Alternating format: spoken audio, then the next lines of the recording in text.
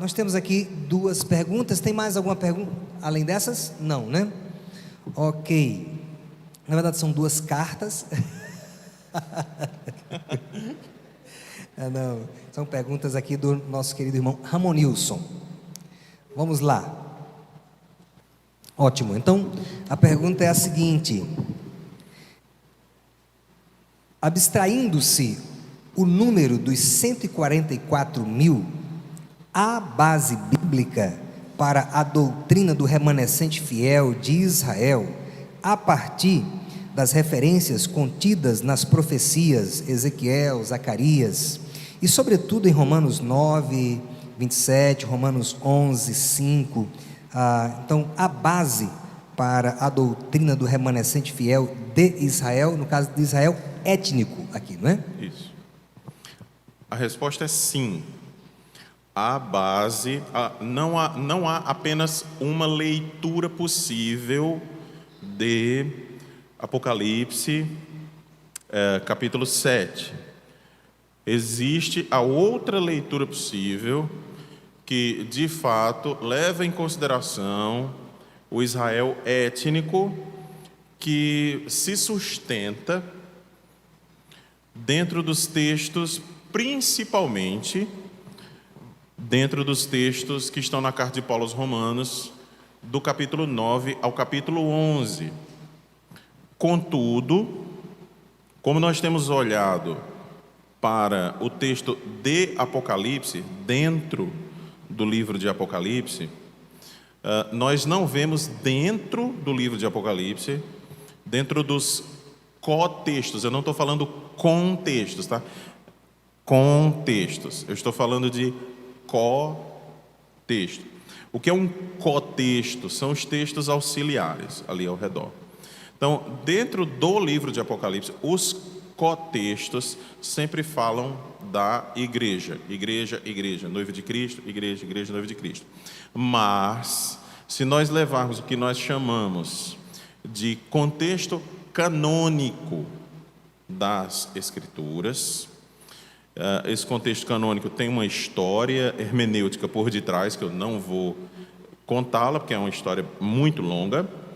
Nós podemos sim adotar uma visão mais parecida com a visão dispensacionalista, não no sentido de que Israel étnico é superior à igreja, ou de que o Israel étnico seria a igreja um plano B, e Israel é um plano A, que não deu certo.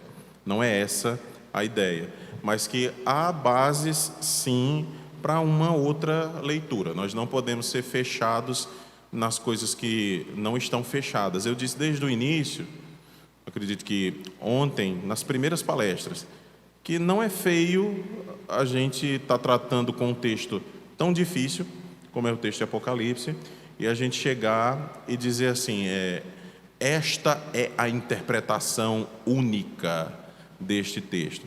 Existem, sim, interpretações que nós sabemos, dentro do livro de Apocalipse e qualquer outro livro, que aquela é a única interpretação possível.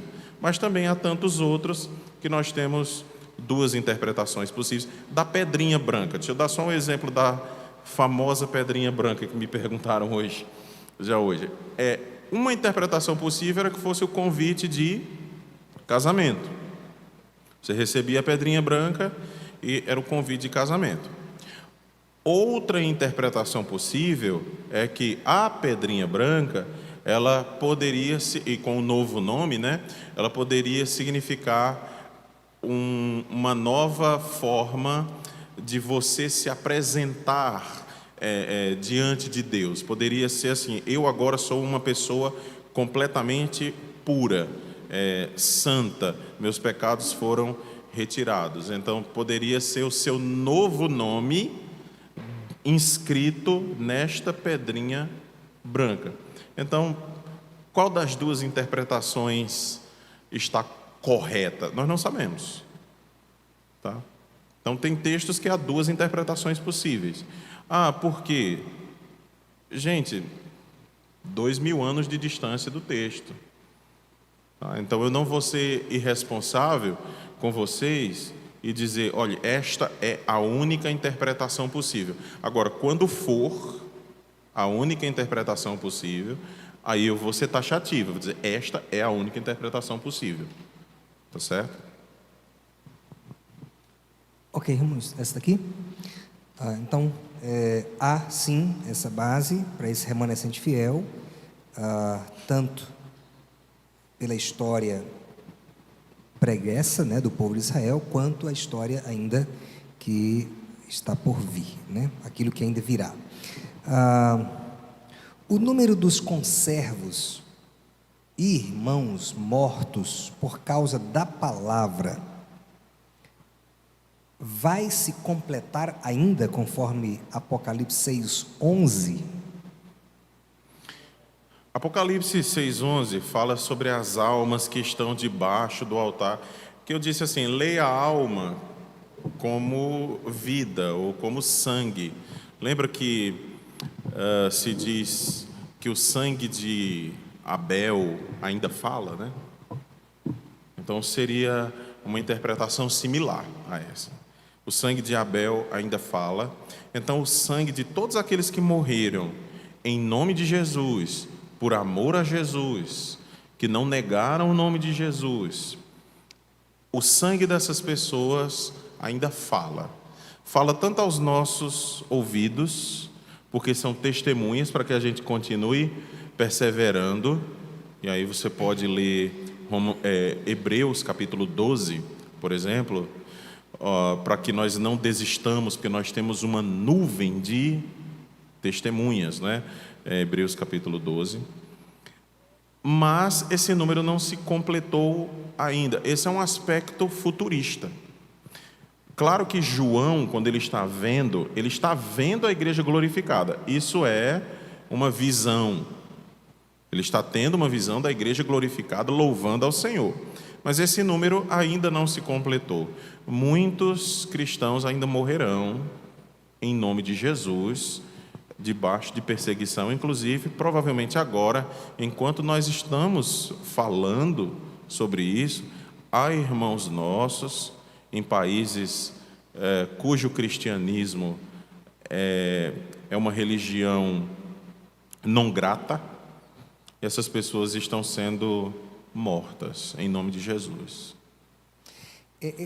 Aqui, só aproveitando essa fala, nós não poderíamos usar esse texto aqui das almas.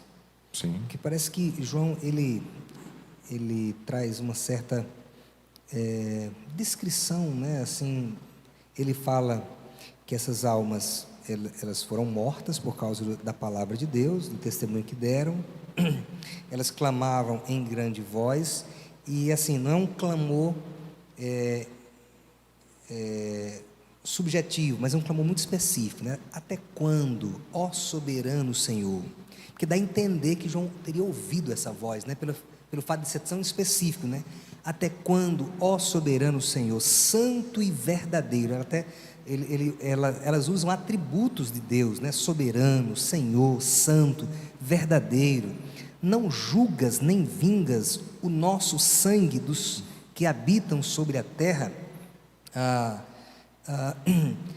Não daria aqui base para personificá-las de alguma maneira, que eram entidades, ainda que João não soubesse descrevê-las bem, mas até no sentido de que, até para demonstrar que as almas são conscientes, estão no estado de consciência no céu, de que elas louvam, de que elas falam. O senhor então a pergunta do senhor é no quesito de que se esse texto dá base para nós falarmos e crermos que as pessoas estão conscientes, estado consciente, né? Que há uma comunicação, que há adoração delas diante do Cordeiro. Olha, esse texto ele não foi escrito com esta intenção, né? A intenção do capítulo 5, 6 e 7 é outra, dizer que de fato Deus em Cristo vai agir de uma forma final, fazendo justiça aos seus santos e também punindo, castigando os ímpios.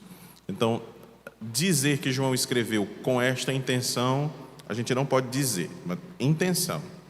Mas aí, a ponto de dizer também que isso não representa uma verdade, tá? Eu acredito que represente, sim, uma verdade de que os crentes estão conscientes, não só por causa desse texto, há mais textos, tá certo? Paulo disse que preferiria morrer e estar com Cristo, tá? O que é incomparavelmente melhor. Se fosse para ficar dormindo, e como ele era apóstolo, ele sabia com certeza as condições, ele poderia muito bem ter dito: não, eu prefiro ficar por aqui mesmo, porque eu vou dormir lá, não vou ver Jesus mesmo, então eu quero ficar aqui. Então, não só com base nesse texto, mas em tantos outros, a gente poderia dizer que sim, consciência. Próxima pergunta.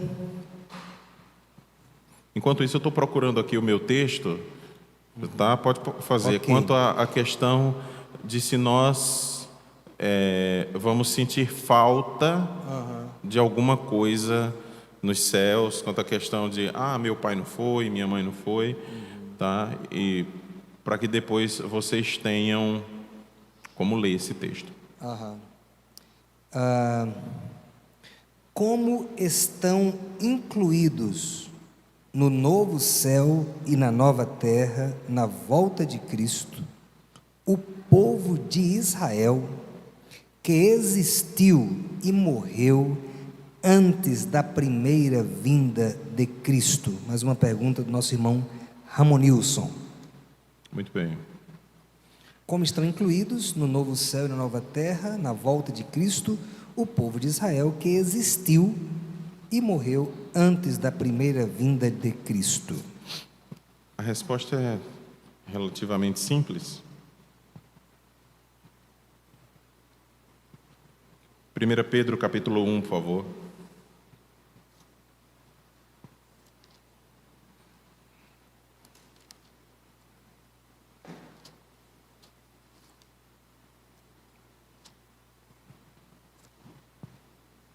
Primeira Epístola de Pedro.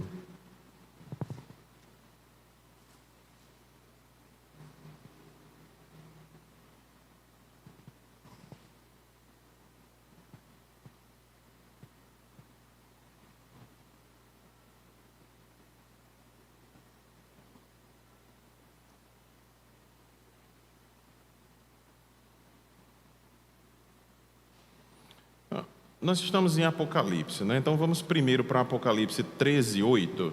Depois a gente volta para 1 Pedro, tá bom?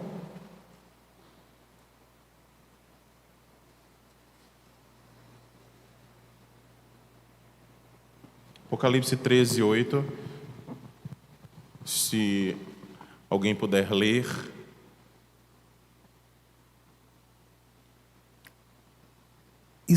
E ela será adorada. Ela é uma referência à besta, né? E ela será adorada por todos que habitam sobre a terra, aqueles que desde a fundação do mundo não tiveram os seus nomes escritos no livro da vida do Cordeiro que foi morto. Muito bem. Nós temos aqui uma versão. Que versão é essa que o senhor leu? NAA. NAA. Eu vou ler a versão da Corrigida Fiel. E adoraram-na, e adoraram a besta, todos os que habitam sobre a terra, esses cujos nomes não estão escritos no livro da vida do Cordeiro, que foi morto desde a fundação do mundo. Eu não sei se está assim na sua Bíblia. A ideia aí do texto é que o Cordeiro foi morto quando? Desde a fundação do mundo. Já pensaram nisso? O Cordeiro foi morto desde a fundação do mundo? Mas Jesus foi morto desde a fundação do mundo? Da nossa perspectiva, não. Mas da perspectiva da aliança, do pacto de salvação, Jesus sempre foi o Cordeiro que foi morto. Porque quando a Santíssima Trindade estava ainda, entre aspas, que eu vou usar entre aspas, planejando quem seria o nosso mediador, quem tomaria o nosso lugar é a segunda pessoa da Trindade que assume esse papel. Então, na mente da Trindade, Jesus é o Cordeiro que foi morto desde a fundação do mundo. Agora, 1 Pedro. Eu vou responder com os textos, tá bom? Aí depois eu digo onde é que eu estou querendo chegar. 1 Pedro capítulo 1, versículo 17 em diante.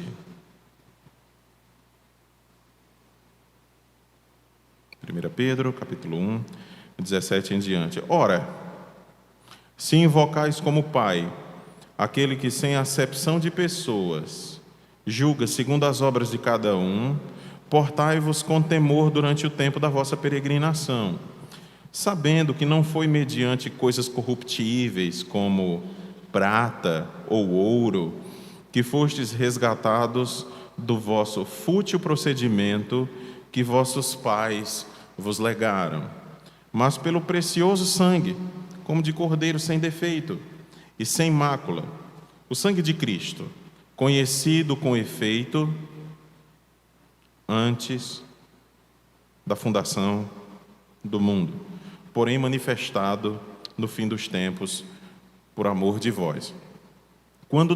Essa é uma pergunta recorrente. Quando nós olhamos para os santos do Antigo Testamento, nós temos que entender o seguinte: a cruz de Cristo, ou a obra de Cristo, ela tem valor eterno. Nós não contamos a morte de Cristo, o valor da morte de Jesus, da cruz para cá. A cruz, ela tem um valor eterno porque foi na eternidade em que a Trindade pôs todos os crentes, e aí eu estou falando da antiga aliança, da nova aliança, todas essas pessoas estavam representadas ali na cruz de Jesus. Então, a cruz é a concretização do plano da Santíssima Trindade antes da fundação do mundo. Então, Abraão também é justificado pela fé no Messias, ainda que ele não tenha chamado Jesus pelo nome de Jesus, e todos os santos, desde Noé, desde Abel, e todos os outros, até nós e os que virão depois de nós, estamos incluídos ali, porque a cruz deve ser vista de forma atemporal. Tá certo? Hebreus 11, sim. Todos justificados pela fé. Senhor.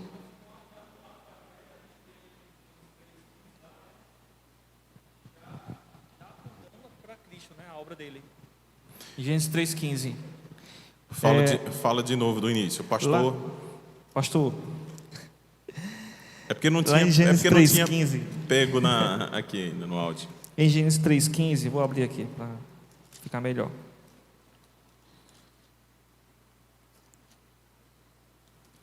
Gênesis 3,15. Cadê? Diz assim: porém, inimizade entre ti e a mulher, entre a tua descendência e o seu descendente. Este te ferirá a cabeça e tu lhe ferirás o calcanhar. Então, aqui a gente já, antes de Israel existir, né, antes de Abraão existir, a gente já vê uma predeterminação do que Cristo iria fazer, né, tanto para Israel como para toda a igreja. Nós chamamos isso de proto-evangelho. Tá? O que é o proto-evangelho? Aquela sementinha que ninguém sabia o tamanho da árvore ainda, ninguém sabia o que ia acontecer, mas Deus já tinha a árvore toda em vista, tá? Porque Deus está fora do espaço-tempo. Deus vive um eterno presente. Ele não conta o tempo, porque o tempo é uma criação de Deus. Então, imagina que eu seja Deus aqui. e eu estou fora da minha criação. A criação é essa mesa. Eu era antes da mesa, eu sou junto com a mesa, e eu continuo sendo depois que a mesa se deteriorar. Então, a pessoa, tá, de Deus é fora do espaço-tempo. Por isso ele não conta como nós contamos. Tá? O proto-evangelho diz respeito a isso. O evangelho já foi anunciado aí. A história já estava completada desde aí. Ela só precisava ser desenvolvida, tá certo? É como um grande tapete vermelho de casamento. Você pega aquele, vê o tapetão vermelhão, sim, dessa altura, assim. Aí você abre o tapete e ele vai desenrolando. Aí, lá no final do tapete, o que é que você encontra? Um bebê. O nome dele é Jesus Cristo. Quando o bebê nasce, o plano se concretiza. Rodine, quer falar? Não? Ok, podemos prosseguir então? Capítulo 8, Apocalipse, capítulo 8. Pode seguir. Muito bem, irmãos. Capítulos de 8 a 11. O que é que vai acontecer nos capítulos de 8 a 11?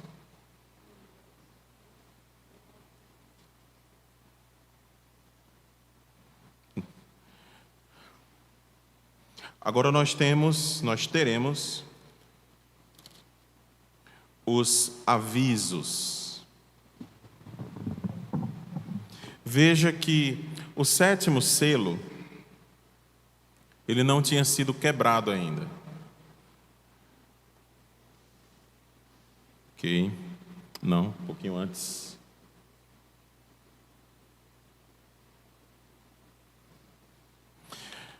Vamos para o texto.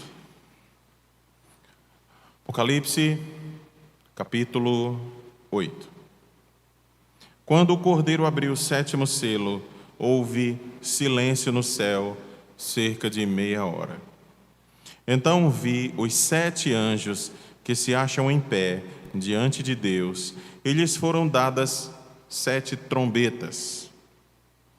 Veio outro anjo e ficou de pé junto ao altar, com um incensário de ouro, e foi-lhe dado muito incenso, para oferecê-lo com as orações de todos os santos sobre o altar de ouro que se acha diante do trono.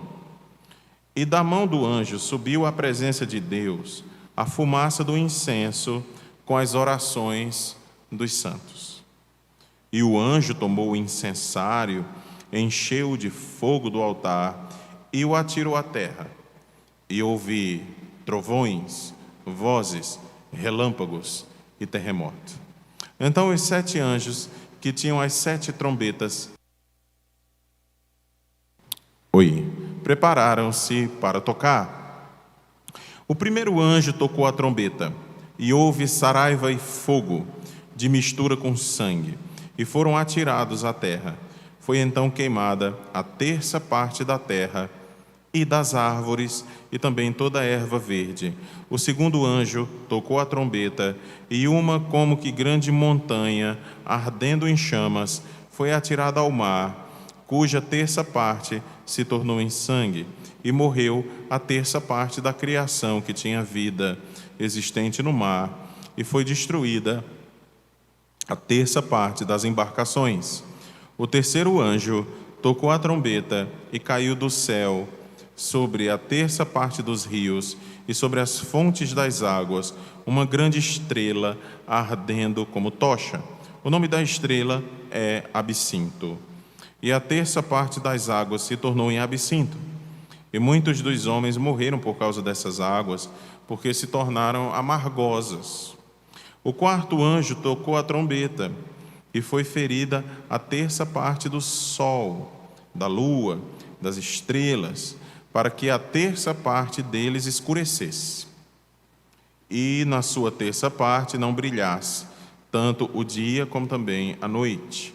Então vi e ouvi uma águia que, voando pelo meio do céu, dizia em grande voz: ai, ai, ai dos que moram na terra, por causa das restantes vozes da trombeta dos 3 anjos que ainda têm de tocar. Então vamos aqui no capítulo 8, olhemos ali para o slide.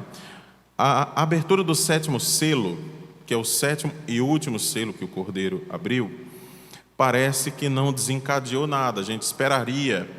A abertura do 1º selo veio o cavalo branco, a abertura do 2º selo veio o cavalo vermelho, a abertura do 3º selo veio o cavalo negro, a abertura do 4º selo veio o cavalo amarelo esverdeado, e assim por diante.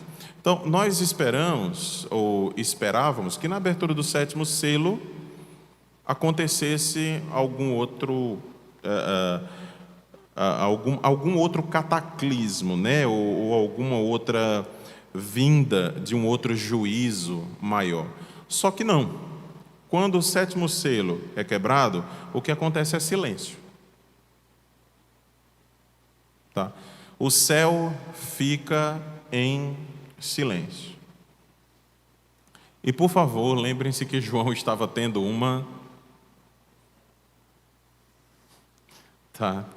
João estava tendo uma visão. A abertura do 7º selo, em 8:1, dá início aos juízos com as trombetas, servindo de aviso. Ora, para que servia trombeta no passado? As trombetas serviam para avisar alguma coisa.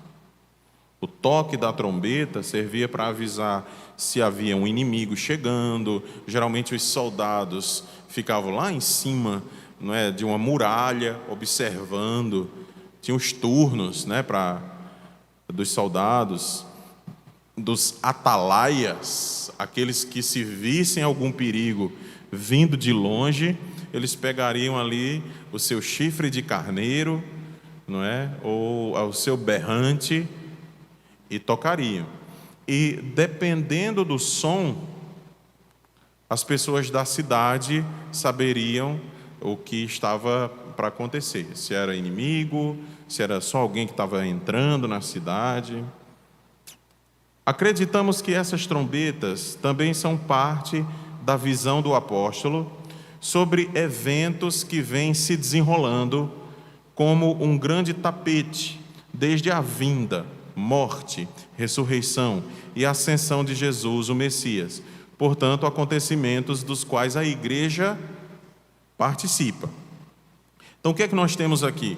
Nós temos um novo ciclo. O que nós vamos ver dos versículos de 8 a 11 é João recontando a história, só que agora ele vai usar outros tipos de imagens. E, de novo, eu disse nas palestras de hoje, que sempre que João reconta a história, ele acrescenta algumas coisas que deixam a imagem pior, deixam o quadro um pouco mais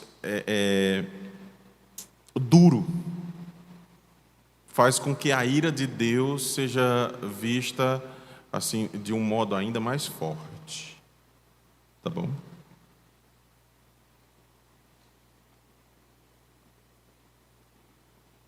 É isso aí mesmo? É. As trombetas de juízo indicam uma série de acontecimentos, isto é, calamidades, que ocorrerão muitas vezes ao longo desta dispensação. Quando nós lemos Apocalipse, o nosso modo de ler, a nossa hermenêutica é ler Apocalipse de uma forma linear. Outra coisa que eu disse não leia Apocalipse de uma forma linear. Existem coisas que já aconteceram, coisas que estão acontecendo, coisas que acontecerão. Então, quando se fala dessas trombetas, não significa dizer que elas ainda serão tocadas, mas que essas trombetas vêm sendo tocadas. Os avisos vêm sendo dados. A questão é que, de novo, os avisos vão piorar. Quando o Senhor estiver próximo de retornar, o mundo ficará cada vez pior, cada vez mais difícil. Nós já estamos vivendo períodos complicados, mas isso se tornará quase que insuportável, a ponto da igreja gritar Maranata, né? Ora vem, Senhor Jesus, até que ninguém aguenta mais. Então, as trombetas indicam essas calamidades que ocorrerão muitas vezes ao longo desta dispensação. Leia aí dispensação, não no sentido dispensacionalista. Leia dispensação no sentido de desde a primeira vinda de Jesus até a segunda. Elas não simbolizam eventos separados, de novo, mas referem-se a desgraças que podem ser vistas a qualquer dia do ano, em qualquer parte do globo. Portanto, as trombetas saem em sincronia com a abertura dos selos. Ou seja, João está recontando a história. Só que agora, ao invés dele recontar através de cavalos, dele recontar através de cores, né, cavalos e cores, ele está recontando através de trombetas. Mas é sempre a mesma história. A história desde a primeira vinda até a segunda vinda. Os primeiros 6 versos formam uma unidade aqui. Veja até o versículo 6, por favor, na sua Bíblia. Eu coloquei, mas é bom fazer aqui um comentário sobre o verso 1. Quando ele abriu o 7º selo, houve silêncio no céu por volta de meia hora. Aí você pode perguntar, mas por que esse silêncio?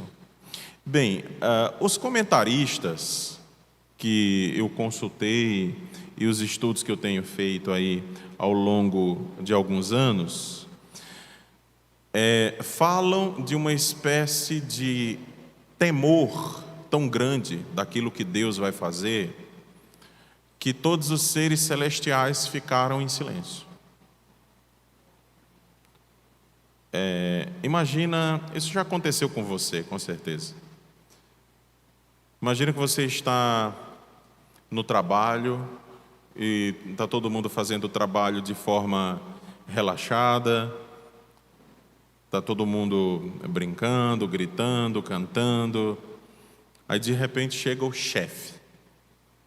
Aí ele chega e abre a porta e bota a cabeça assim para dentro.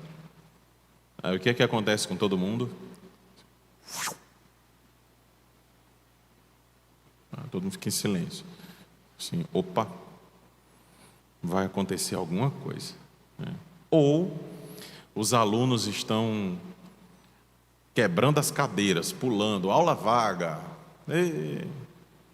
Aí, de repente, abre-se a porta da sala e o diretor ou a diretora da escola põe a cabeça assim para dentro da sala de aula. O que é que acontece com os alunos?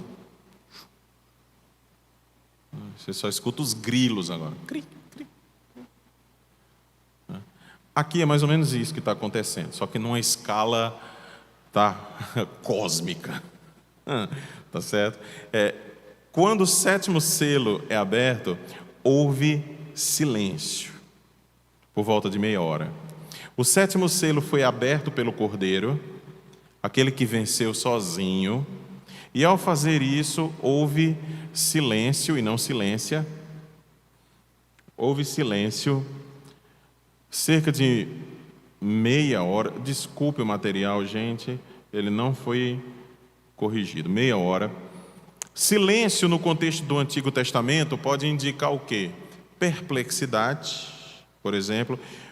O professor William Hendrickson diz que o silêncio é apresentado para nos preparar para o terrível caráter dos juízos que estão prestes a ser relatados. Também pode ser uma forma de expectativa iminente da ação de Deus. Então, o 7º selo é quebrado, todos os seres celestiais fazem...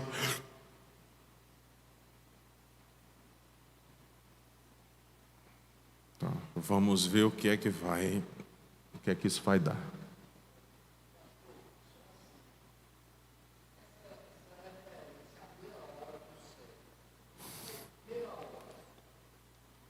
Ele disse cerca de meia hora. Então, desculpe o apóstolo João, porque a gente não sabe se foi meia hora mesmo. Sim, sim. Mas é uma referência. João é homem. Então, quando ele sai do êxtase, ele não está escrevendo em êxtase, tá? Ele não está em êxtase aqui, assim. Então, quando ele sai do êxtase, e ele vai escrever a profecia em cerca de meia hora. Se dá para ter, eu não sei. Sim.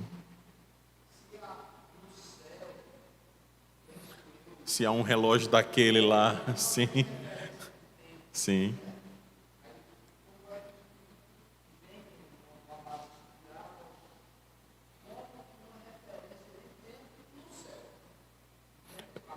Estou entendendo. E não posso respondê-la de jeito nenhum, porque eu não faço a mínima ideia. De fato, Deus não conta tempo, mas o apóstolo João conta. Então, quando ele volta para escrever, ele pode ter escrito: olha, para mim pareceu meia hora. Tá? E é inspirado do mesmo jeito, que era o apóstolo escrevendo. Não era inspirado só enquanto ele estava tendo a visão. Lembre-se que inspirado é o texto. Então, quando ele volta e ele escreve o texto, o que é que está sendo inspirado nesse momento? Foi a visão de João? Bem, a visão de João, com certeza, foi do Espírito Santo. Então, ele estava debaixo do poder do Espírito Santo. Mas, para nós que estamos aqui, por favor, ouçam bem o que eu estou dizendo. Para nós, o que é inspirado aqui não é a visão de João. O que é inspirado para nós é o relato escrito da visão de João. Então, tenham cuidado com isso. Nós estamos diante de um texto escrito. Então, a visão de João foi de Deus, foi do Espírito Santo? Foi. Mas foi a visão de João. O que é que foi dado a nós? Um relato escrito da visão de João. Tá? Então, cuidado para a gente não cair nessas armadilhas. São armadilhas que às vezes a gente mesmo arma para nós mesmos. Nós estamos diante do texto. Então, quando se diz meia hora, ele pode muito bem ter voltado e, olha, para ele pareceu meia hora. Então, se está escrito meia hora, o inspirado é o que está escrito meia hora. Talvez ele tenha ficado em êxtase por horas, tá? Por dias.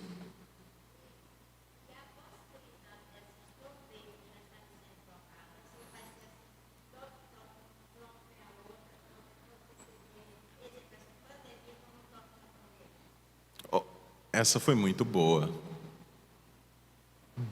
Essa foi boa. Ela é alguma coisa sua? Ela é sua mãe? Não, ele não é sua mãe. Ah, tá. Então só podia ser.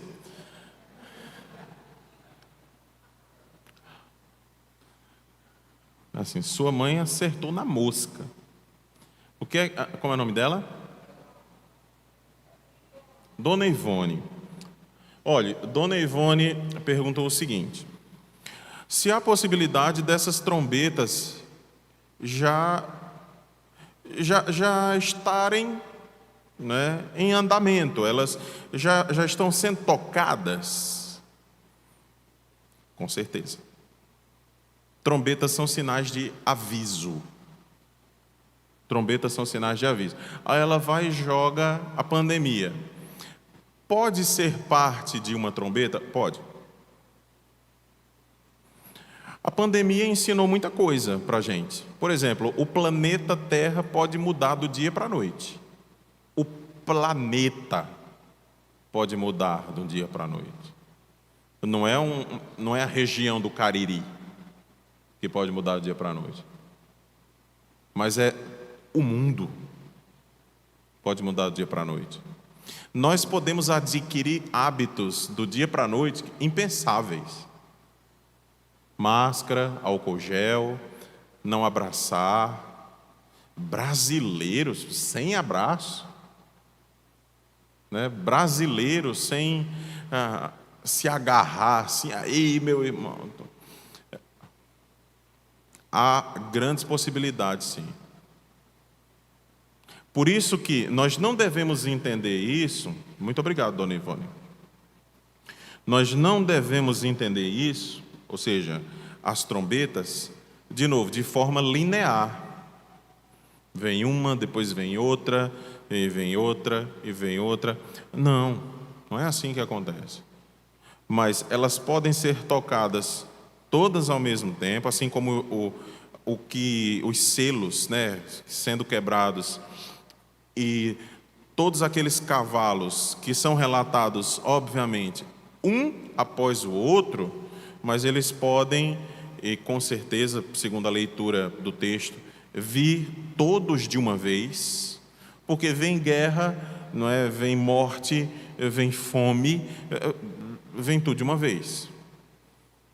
Então, quando nós vemos trombetas de avisos, né, trombetas de juízo, elas podem sim vir todas de uma vez, e a pandemia sim. Olha, nós somos a primeira geração, já que nós vamos falar sobre o anticristo, nós somos a primeira geração cujo governo, um governo mundial é possível. Os cristãos sempre foram taxados de doidos, porque, ora, como é que um governo mundial, uma pessoa vai governar o planeta? Isso é impossível. Ninguém pode conhecer. Imagina o mundo inteiro obedecendo uma pessoa só. Gente, nós obedecemos ao OMS assim do dia para a noite. E eu não estou dizendo que a OMS é o anticristo, não, mas a gente obedeceu, ou não? Obedeceu. Tem que usar máscara. Foi o que aconteceu com o planeta? Máscara. Tem que usar álcool gel. Foi o que aconteceu? O planeta, álcool gel.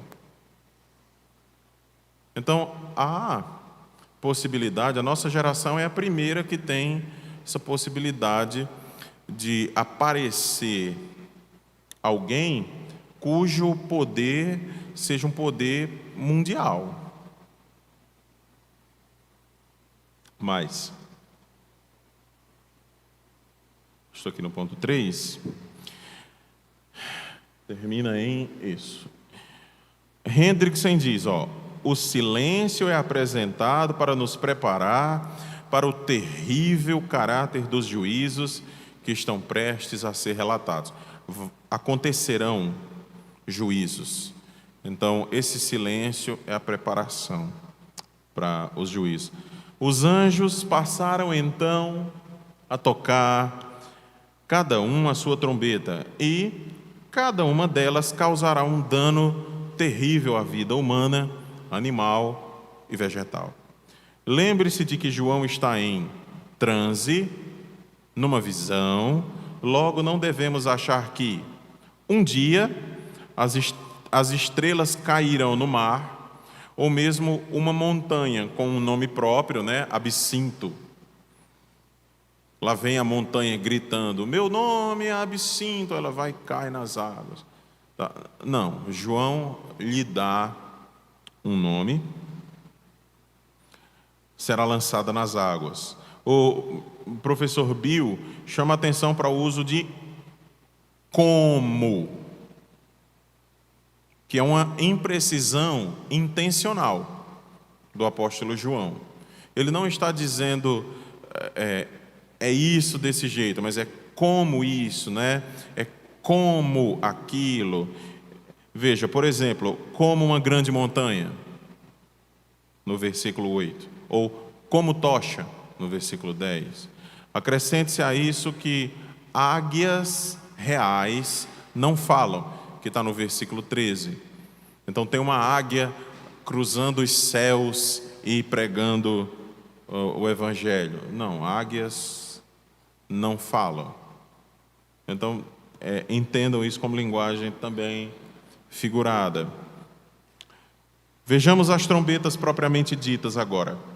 Veja o versículo 7, por favor, na sua Bíblia.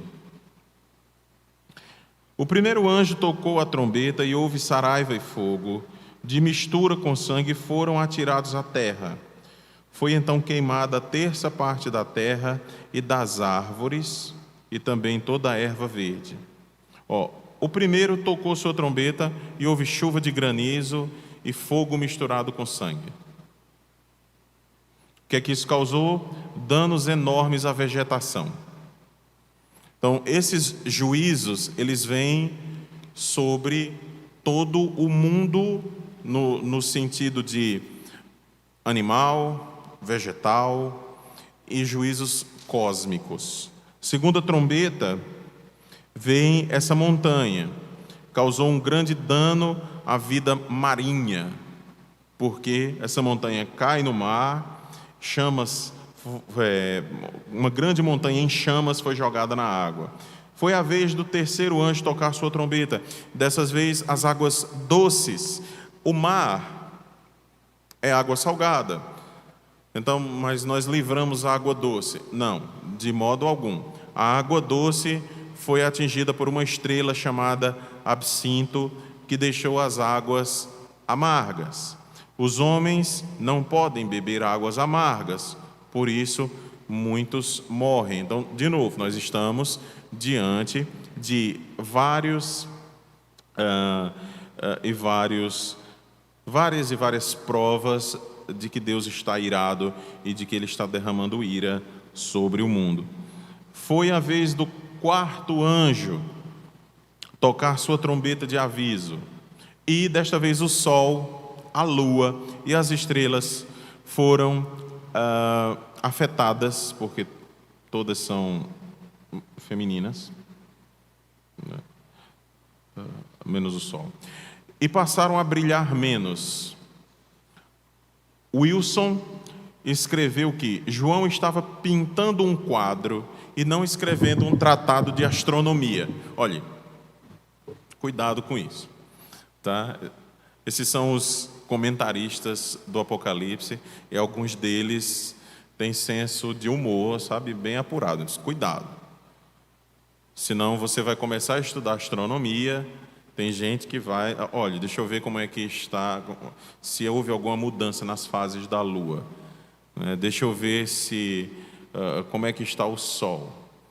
O Sol tem praticamente 6.000 graus. Nosso Sol é uma estrela amarela, né?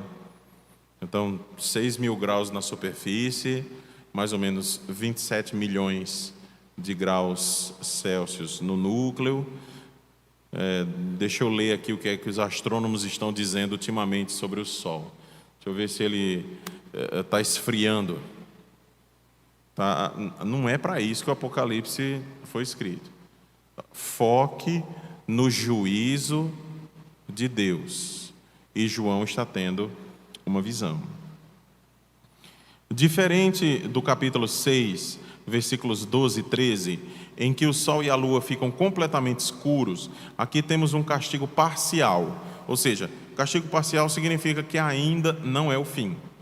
Vários textos do Antigo Testamento servem de base para este de Apocalipse. A diferença é que no Antigo Testamento as trevas eram figuras de castigos pontuais.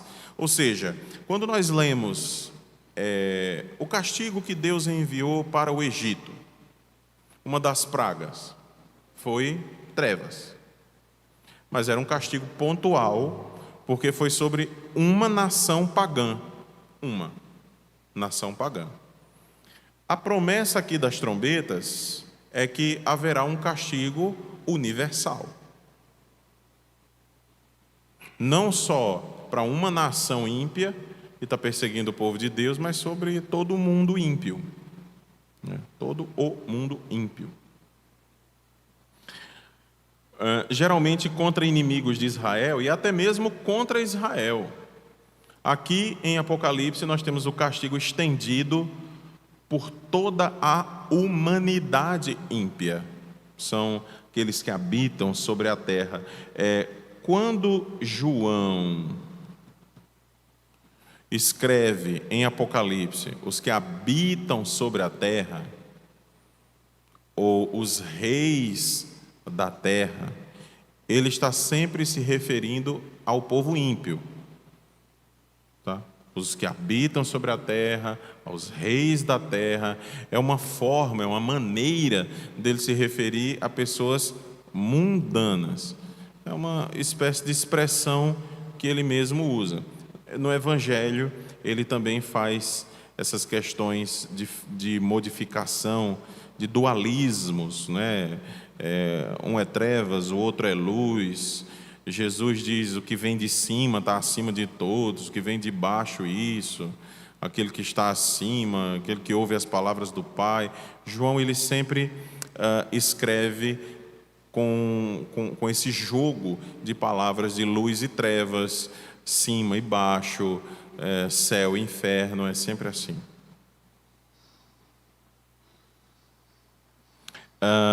Vamos ver aqui no versículo 13.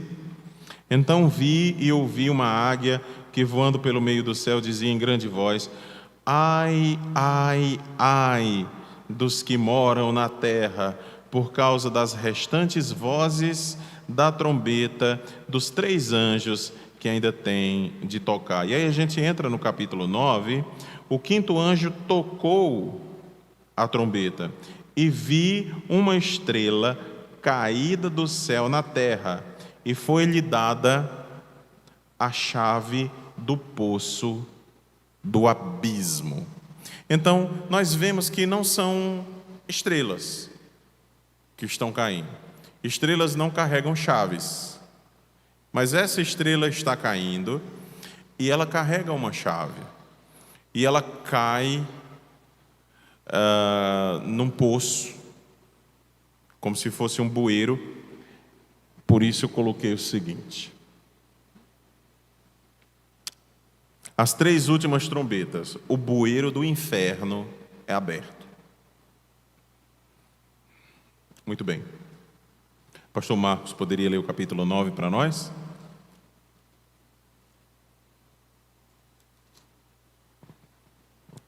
O 5º anjo tocou a trombeta e rapaz, aqui tá. O 5º anjo tocou a trombeta e acho caído. que é questão de... É o sinal, né? O 5º anjo tocou a trombeta e viu uma estrela que tinha caído do céu sobre a terra. Ele foi dada a chave do poço do abismo. Ela abriu o poço do abismo e dele saiu fumaça como a fumaça de uma grande fornalha. E o sol e o ar se escureceram com a fumaça saída do poço. Também da fumaça saíram gafanhotos para a terra. E lhes foi dado poder como o poder que tem os escorpiões da terra. E lhes foi dito que não causassem dano à erva da terra, nem a qualquer coisa verde, nem a árvore alguma, e tão somente as pessoas que não têm o selo de Deus na testa. Também não lhes foi permitido que os matassem, mas que os atormentassem durante 5 meses. E o seu tormento era como o tormento de escorpião quando fere alguém. Naqueles dias, as pessoas buscarão a morte e não a encontrarão. Também terão desejo de morrer, mas a morte fugirá delas. O aspecto dos gafanhotos era semelhante a cavalos preparados para a batalha. Na cabeça deles havia como que coroas parecendo de ouro, e o rosto deles era como o rosto de um ser humano. Tinham também cabelos como cabelos de mulher, e os dentes eram como dentes de leão.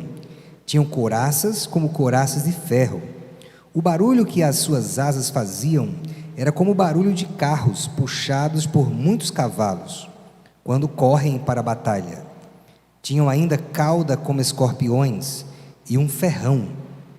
Na cauda tinham poder para causar dano às pessoas por 5 meses. Tinham por rei sobre eles o anjo do abismo, cujo nome era em hebraico Abaddon e em grego Apolion. O primeiro ai passou, eis que depois destas coisas vem ainda 2 ais. A 6ª trombeta. O 6º anjo tocou a trombeta, e eu ouvi uma voz que vinha das 4 pontas do altar de ouro, que se encontra na presença de Deus, dizendo ao 6º anjo, o mesmo que tem a trombeta: solte os 4 anjos que estão amarrados junto ao grande rio Eufrates.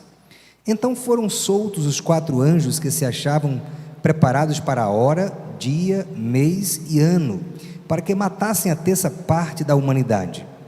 O número dos exércitos da cavalaria era de 20.000 vezes 10 milhares. Eu ouvi o seu número.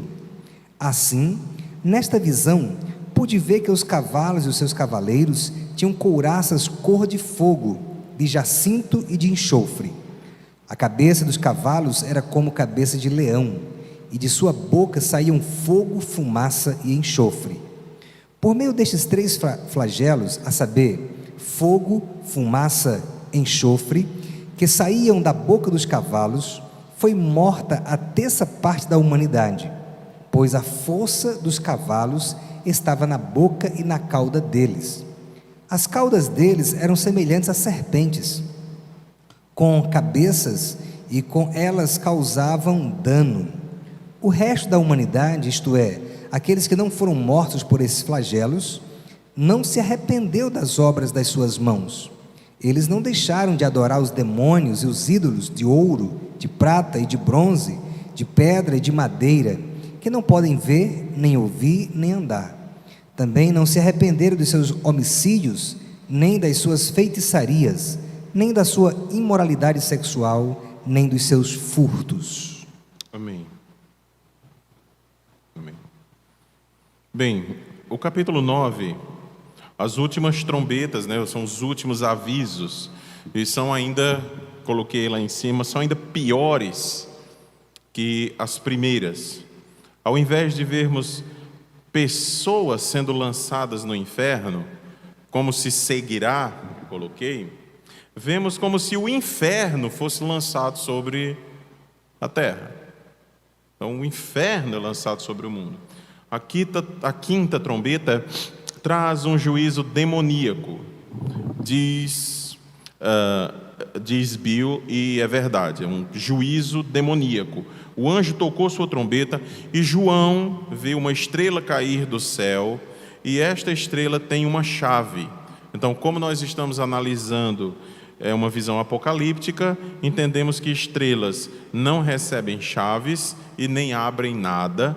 Portanto, essa visão está se referindo a Satanás sendo lançado sobre a terra. Essa é uma visão do próprio diabo. Lembre-se que Jesus diz: olha, eu vi Satanás cair do céu como relâmpago, em outras traduções, como estrela ser lançado. E aí o que é que acontece? Ele é lançado. Ser lançado sobre a terra significa uma espécie de derrota. Então, já derrotado, como num último suspiro, destampa o bueiro do inferno, e aí os demônios saem, tá? Em primeiro lugar, devemos lembrar que Jesus Cristo, o leão cordeiro, é quem tem as chaves. Eu coloquei isso aí, irmãos, para nós não nos esquecermos de que tudo o que está acontecendo no livro do Apocalipse, ou tudo o que está acontecendo dentro dessa história assustadora, tenebrosa, é por conta de que Jesus está abrindo os selos, de que Ele tem autoridade, de que Ele está enviando seus anjos para fazerem determinadas coisas, ou seja, está tudo sob controle. Isso aqui não é algo a esmo, aleatório, onde o diabo está se levantando contra o povo de Deus, sem que o Senhor esteja com os olhos fixos sobre nós, sobre o seu povo. É o contrário, tudo está acontecendo dentro do plano. Eu coloquei, vejamos novamente Apocalipse 1:18, quando o Senhor fala de si mesmo: sou aquele que vive, estive morto, mas agora estou vivo para todo sempre, e tenho as chaves da morte e do inferno, ou do Hades. Este texto deve vir à mente, principalmente em tempos nos quais os evangélicos postam nas redes sociais figurinhas onde Jesus está em queda de braço com Satanás. Já viram isso? Já, né? Nunca viram, não? Tem uma mesa assim, Jesus está de um lado, Satanás está do outro. E a pergunta é: quem vencerá esta batalha?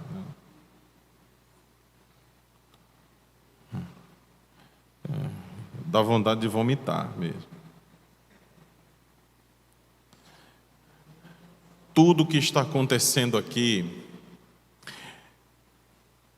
é com autorização do Senhor e é por um tempo limitado. Nós vamos ver aqui que inclusive até o tempo é limitado. E isso vai acontecer por tanto tempo, assim, por tantos meses, por 10 dias. Não é uma guerra entre Jesus e Satanás. Jesus é Deus, Satanás é uma criatura. Não existe guerra entre Deus e o diabo. E ele destruirá o maligno com um sopro da sua boca. Que guerra é essa que eu consigo destruir meu inimigo com um sopro? Mas a Satanás então foi concedida a autoridade, chaves. Ele abre o poço e, ao fazê-lo, sobe uma densa fumaça que é capaz de escurecer o sol. Nada que esteja fora do soberano governo de Deus. O escurecimento do sol indica o juízo de Deus sobre os ímpios. Linguagem veterotestamentária. Sua autoridade é para comandar demônios.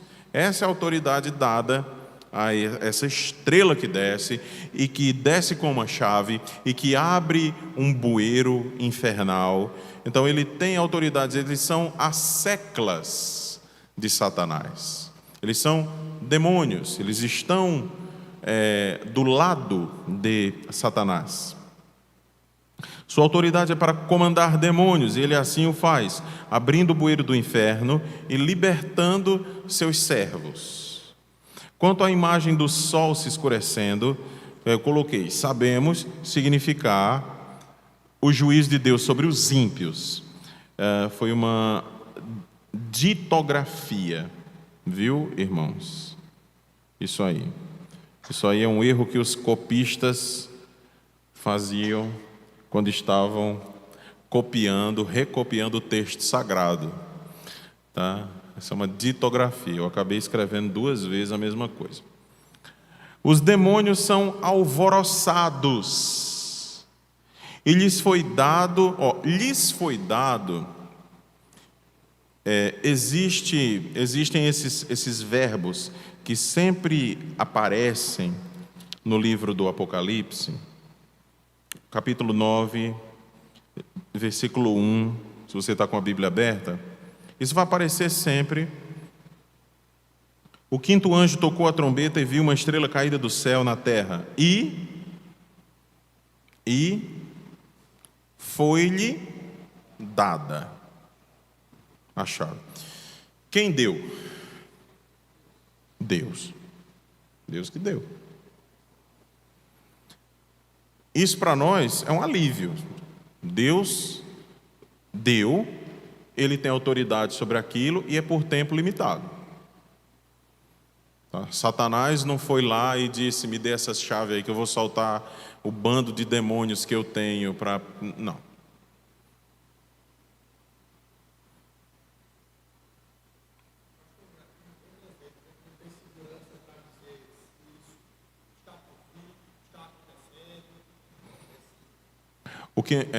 O que nós temos... Deixa o pastor trazer o microfone.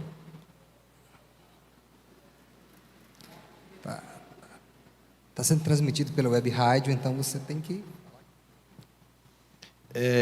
No material, né, que o senhor acabou de ler, o senhor fala que foi dado esse poder a Satanás e aos demônios para causar mal aos homens, como aconteceu durante vários períodos da história humana, e ainda podemos esperar por mais desses períodos. Exato. Aí minha pergunta é se essa trombeta específica, se essa abertura do bueiro do inferno, né, como o senhor referiu, é algo que nós temos elementos para dizer que está por vir, que está próximo, ou que já vem acontecendo, como o material indica, né? Ao contemporâneo e futuro. Muito bem. No mesmo sentido. Só se essa visão de João, especificamente quanto a essa queda de Satanás, essa abertura do poço, se poderia ser uma visão revelada a João do passado, da queda de Satanás. Chegaremos lá, certo? Há sim a possibilidade, não só a possibilidade, há sim referências à queda, essa é uma delas.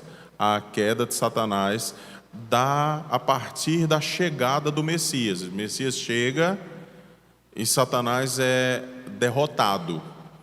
O Messias, outros dizem não é quando o Messias chega, é quando o Messias é crucificado e ressuscitado ao terceiro dia.